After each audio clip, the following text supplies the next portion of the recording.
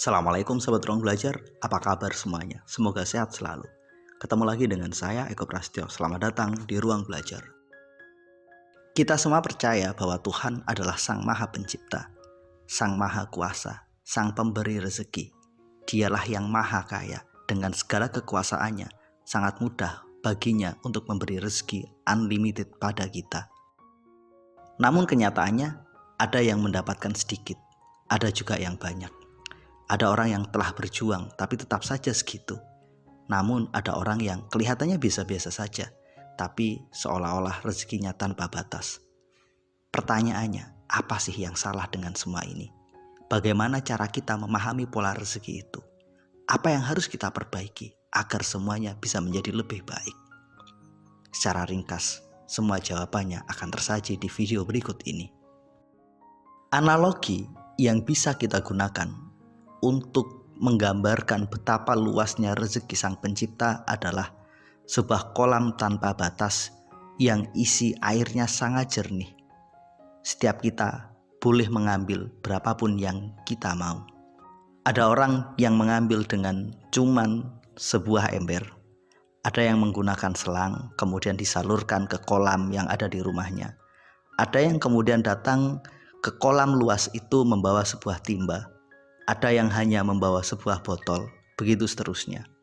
Ada orang yang setiap hari membawa botol, dia datang pagi, kemudian setelah itu botol itu dibawa pulang, dan setelah habis besok pagi dia datang lagi. Ini menggambarkan orang-orang yang kerja berangkat pagi, pulang membawa hasil, kemudian dipakai untuk kebutuhan hari itu. Ketika habis, ia pun besok akan mencari lagi. Ada orang yang datang ke kolam tersebut dengan membawa timba. Ia mengisi penuh timba tersebut kemudian membawanya pulang. Timba yang terisi penuh tersebut bisa dia pakai untuk memenuhi kebutuhan selama 5-6 hari. Kemudian setelah 3 hari ia pun mengambil lagi, mengisi penuh timbanya. Begitu seterusnya. Akhirnya apa? Ia punya cadangan air yang lebih untuk di rumahnya. Ada orang yang datang ke kolam dengan lebih canggih lagi. Ia membawa sebuah truk kemudian mengisinya dengan beberapa drum. Diisi penuh truk tersebut dengan air yang ada di dalam setiap drum tersebut. Kemudian sekali dia mengangkut, dia bisa membawa 10-12 drum yang kemudian ini cukup untuk hidupnya selama 1 tahun.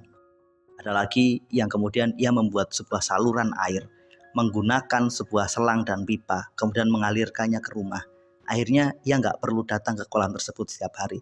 Cukup menyalakan selang yang telah tersambung dengan sistem yang canggih terhadap kolam dan rumahnya, sehingga sistem itu membuat dia bisa tetap mendapatkan air tanpa dia harus bekerja setiap hari.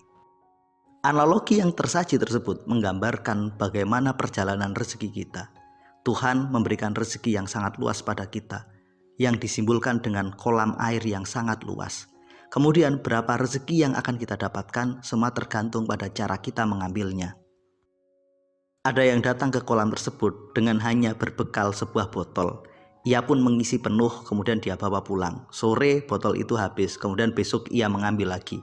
Inilah nasib para pekerja yang setiap hari terpaksa bekerja mendapatkan upah harian yang upahnya hanya cukup untuk kebutuhan hari itu. Ada yang mungkin membawa timba yang kemudian ia mengisi penuh timbanya. Kemudian timba tersebut bisa dipakai untuk memenuhi kebutuhan beberapa hari.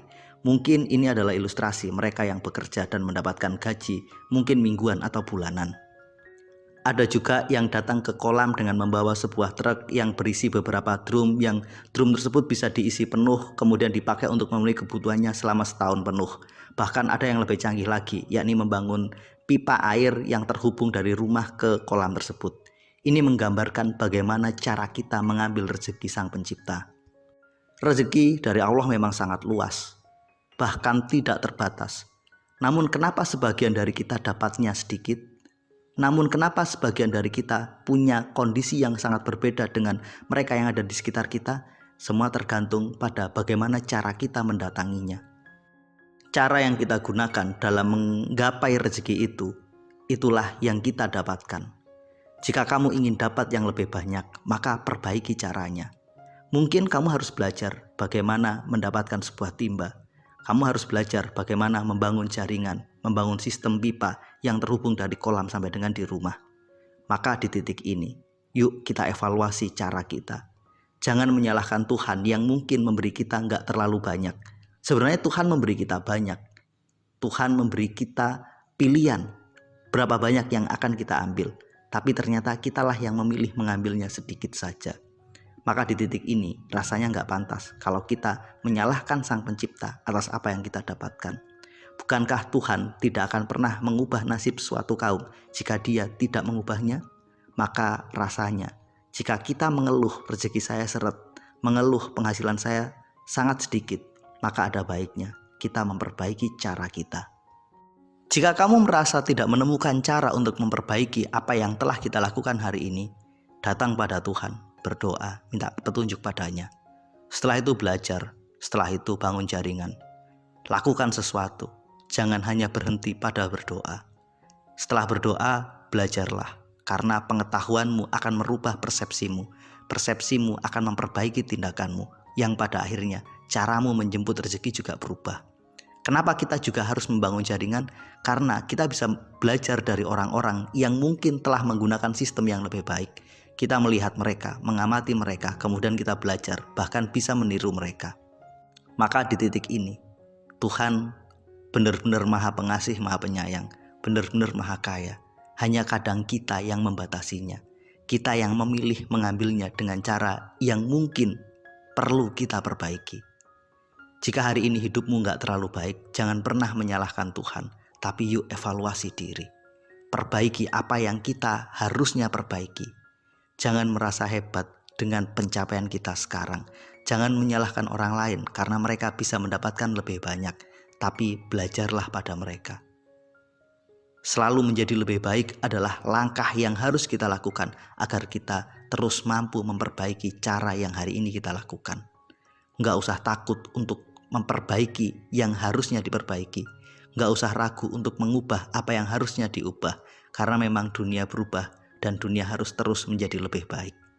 Pilihan ada di tangan Anda. Apakah Anda memilih mempertahankan cara yang selama ini Anda lakukan dan ternyata terbukti hasilnya belum sesuai harapan, atau memperbaikinya?